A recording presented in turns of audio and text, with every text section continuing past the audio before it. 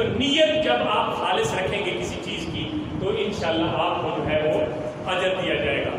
حضرت امام محمد رضا خان بریلوی رحمۃ اللہ علیہ ایک بندے سے عقیدت رکھتے ہیں، اس کا نام تھا حضرت فضل الہی رحمۃ اللہ علیہ۔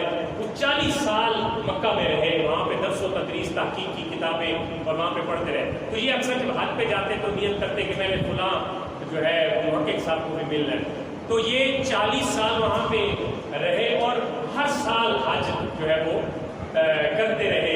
ایک سال ایسا آیا کہ یہ بیمار ہو گئے، حج کے دنوں میں بیمار ہو گئے۔ اب حج کے دن کب ہے؟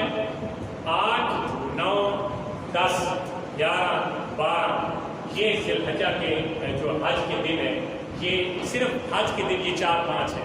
باقی آگے پیچھے جو ہے وہ آپ کی زیارات ہیں اور وہاں پہ عبادات ہیں۔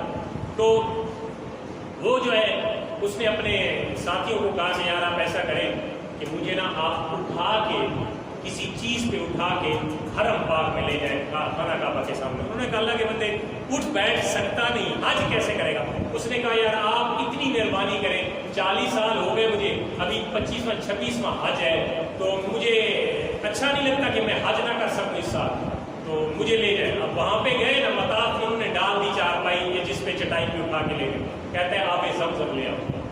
آب زمزم جو اس کے پاس لایا گیا تو آب زمزم کی یہ خاصیت ہے، حضور نے اس کو دعا دی ہے۔ ویسے تو یہ کسی پیغمبر کی ہمارے اوپر احسان ہے، حضرت اسماعیل علیہ السلام کا احسان ہے یا جبرائیل امین کا احسان ہے کہ قیامت تک اس کو جاری و ساری فرما دیا، لیکن پیارے محبوب کی اس کو دعا بھی ہے کہ جو بندہ جس نیت سے پیے گا اللہ تعالیٰ اسی نیت کے مطابق اس کو صحیح فرما دے۔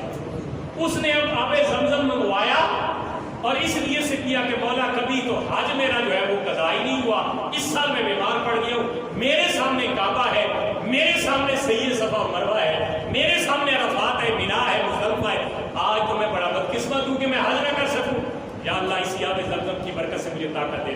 اب اس نے جیسے ہی آب زمزم پیا، اگلے علم میں اللہ تعالیٰ نے اس کی اعضاء جو ہے قوا جو ہے وہ مضبوط کر دیا، اور وہی لاغر شخص آب زمزم پینے کی بدولت اٹھ کھڑا ہوا اور حج کے تمام مناسک کو پورا ہوا۔